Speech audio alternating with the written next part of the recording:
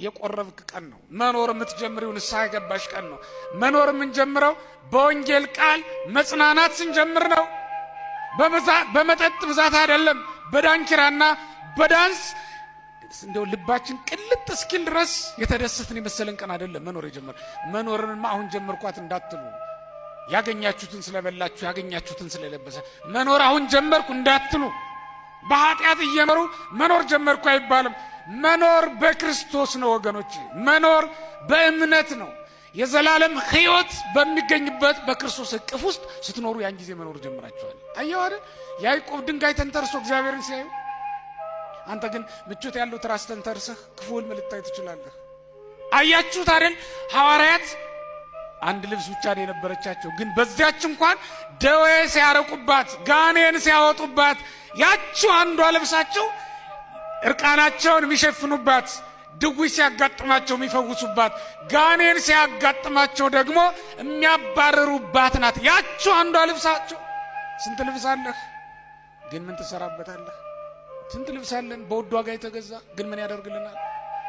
በሽቱ የተጠመቀ ልብስ ለብሰን እንወጣለን። እንኳን ጋኔን ልናወጣበት ድዊ ልንፈውስበት ለራሳችንን በሽታ ነው የሚሆነን። አጣብቆ ይዞ ሲያስጨንቀን አይደለም። በተለይ እናንተ ግድም በልብሳቸው ሲጨነቁ የለበሱት ልብስ ራሱ ሲያስጨንቃቸው የሚሉ ሰዎች ማታ እኔ ልብስ ሲቀይሩ አላያቸውም እንጂ ባያቸው እፎይ የሚሉ ይመስለኛል።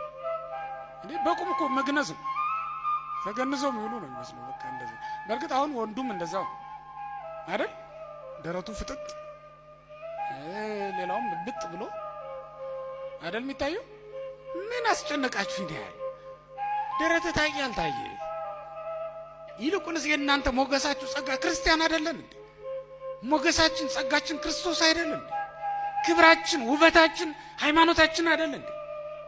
ትህትናችን ወዴት አለ? የምንከበርበት በሰውም በእግዚአብሔርም ዘንድ መታዘዛችን ወዴት አለ? ከሰዎች ጋር በፍቅር መኖራችን ወዴት አለ? በወንጌል ውስጥ የተቀመጠው ያ ምልክታችን ሆኖ የተቀመጠው ነገር ወዴት አለ? በእውነት ክርስቲያን የኛ ምልክት እሱ ነው። እሱን ሲያዩ ሰዎቹን ይሄ ልጅ ክርስቲያን ነው የሚሉን እንዴ? እኛ መለያችን ጫት ቤት ነው እንዴ? እኛ መለያችን ጃምቦ ቤት ነው እንዴ?